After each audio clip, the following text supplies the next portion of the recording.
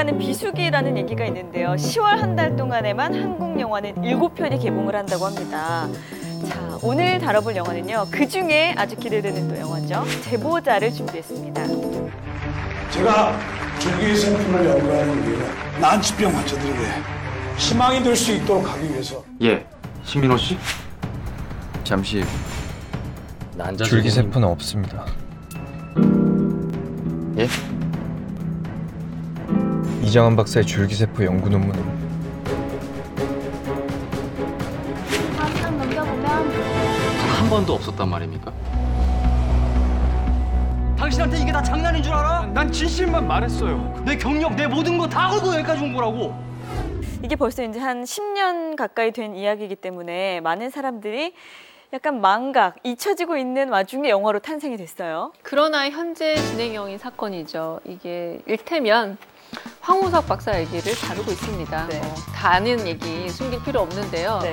벌써부터 테러 조짐이 좀 있어요. 테러요? 네, 그러니까 무슨 테러요? 아직도 황우석 박사를 믿고 있는 그런 몇몇 그런 그룹들이 이 영화에 대한 홍보를 저지하기 위해서 보지 않고 벌써 포털 사이트 가보면 0점부터 시작해서 이게 뭐 가짜다 뭐 이런 식으로 매도하지 말라라는 움직임이 있는 걸 보면은 잠깐 잊혀져 있지만 핫이슈였던 것 아직도 좀 진행 중인 사건이라고까지도 볼 수 있지 않을까라는 생각이 듭니다. 네.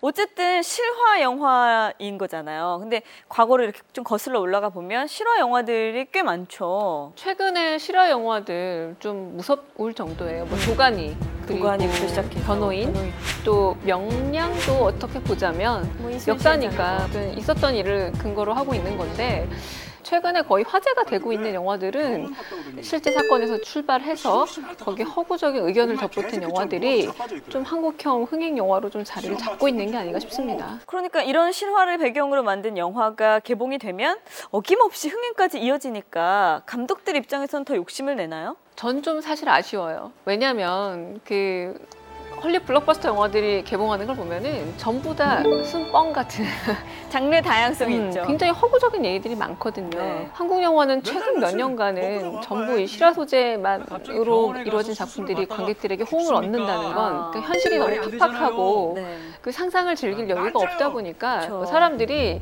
그러니까 허구에 돈을 지불할 여유가 없는 거예요. 그러니까 이렇게 여유 없는 삶을 만들어 버린 이 세상에 대해서 조금 답답한 마음이 있습니다. 아무튼 저는 이 영화 보면서 이게 영화라고 보기에는 좀 다큐멘터리 아니야? 이런 느낌 받았거든요. 최근에 그것이 알고 싶다라던가 네. 뭐 취재 파일 보면은 워낙에 그 드라마타이즈를 잘해서 저거 분명히 내가 알고 있는 그 사건 맞는데 라고 하면서도 궁금증을 일게 만들어요. 그러니까 기승전결을 뒤엎는다거나 네. 아니면 약간의 의구심을 만들어내는 그런 구조에서 르포 프로그램하고 많이 닮아있다는 건 사실입니다. 그러면 이제 영화가 가진 뭔가 차별점이 있어야 되는데 임순례 감독이 어떻게 그걸 풀어나갔나요? 여기서 좀 취향이 어긋날 부분이 있어요. 뭐냐면 그 기자 영웅담을 만들어냈다라는 것. 그게 PD 아니었어요? PD.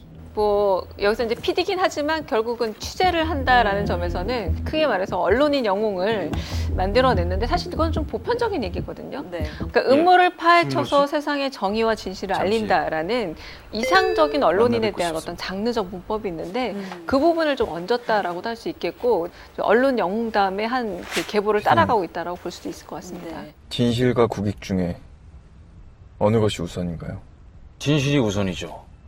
그게 궁극적으로 국익에 기여할 수 있다고 생각합니다.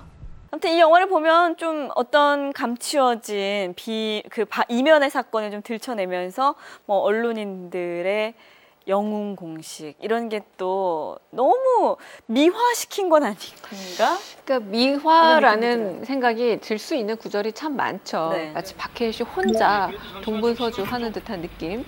어떻게 보자면 취재 과정을 보자면 좀 윤리적으로 어긋난 부분이 분명히 있거든요. 그렇죠. 몰카라고 할 수 있는 몰카라던가 이런 부분들. 그럼에도 불구하고 그러니까 정의, 그러니까 진실과 그 국익 중에 뭐가 더 중요합니까라는 이 영화적 질문. 히어로. 실제로 제보자가 그런 질문을 했었대요. 네. 그러니까 진실이란 무게가 워낙 무거우니까 조금의 그 불만들이 계속 이렇게 조금씩 희석되면서 끝까지 가는 게 아닌가 싶습니다. 네.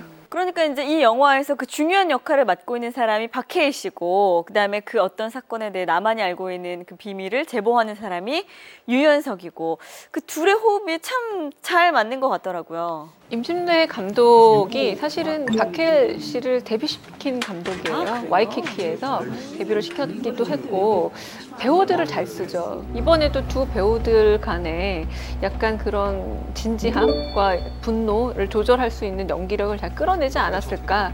그래서 두 배우의 케미를 보는 것만큼 굉장히 즐거웠고요. 네. 네, 내가 당신 말을 어떻게 믿어요? 당신한테 이게 다 장난인 줄 알아? 아니에요, 그런 거.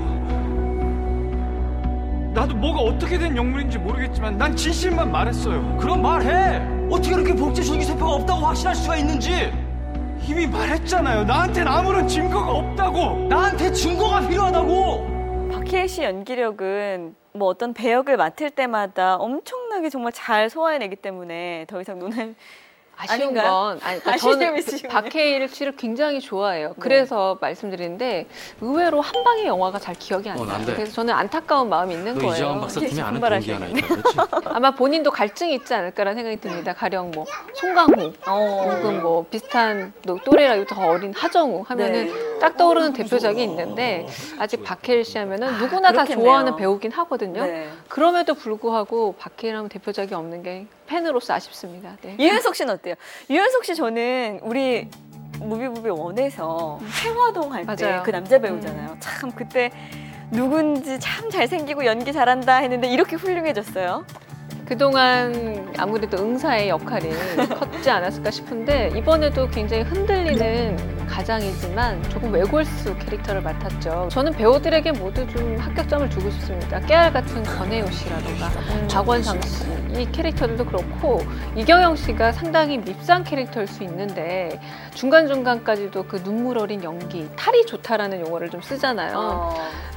믿을 만한 어떤 이미지를 연기하는데 그 굉장한 한 몫을 하지 않았나. 요즘 이경영 씨 정말 안 나오는 영화 하고 있어요, 정말. 안 나오는 영화 없는데 여기서 가작상이 있으면 드려야 될 것 맞습니다. 같아요. 네, 제대로 역할 하고 있습니다. 난치병 환자에게 희망을 주기 위해서입니다. 그러니까 이제 실제적인 사건 그리고 배우들의 연기 딱 그 두 가지만 믿고 간다는 얘기잖아요. 조금 촉을 발휘해 보자면 변호인, 도가니 모두 다 영화적 완성도에 있어서 빼어나다라는 영화들이 아니라 그냥 감독의 그 뭔가 전하고 싶은 메시지를 진지하게 전달하고 좀 진실 어리게 전달한다라는 느낌을 줬을 때 관객들이 움직였거든요. 그러니까 이 영화는 딱 그 계보를 따라가고 있다는 생각이 들었습니다. 알겠습니다. 자, 그렇다면 한 줄 평은 아까 잠깐 말씀해 주신 그 한 줄 평인가? 지금은 여기 없는 언론에 대하여라고 제가 한 줄 평을 썼고요. 네. 오늘 얘기를 들어보니까 애매해요. 지금 이게 별점이 몇 개일지 아주 궁금하거든요. 굉장히 장르적으로 재밌게 뻔한 정말 알고 있었던 사실임에도 불구하고 다시 찾아보는 재미를 줬다는 점에서 3개 반 줬습니다. 네. 오, 3개 반. 약간 네. 후한 네. 그런 점수를 주셨어요. 황진미 평론가께서는 사건에 대해선 엄정한 시각, 인물에 대해선 신중한 접근이라고 평을 하셨고요. 김성훈 기자는 우아하게 잘 끌고 가는데 결정적인 한 방이 없다. 평론가 7분의 평균 별점을 내보았더니 셋 반의 반. 셋 반 아니고 셋 반의 반을 주셨습니다. 자, 그동안 실화를 바탕으로 만든 영화들이 흥행 계보를 이어왔는데 그 계보를 제보자 역시 이을 수 있을지 없을지는 아무래도 관객 여러분의 선택에 달려있겠죠. 오늘의 영화는 제보자였습니다.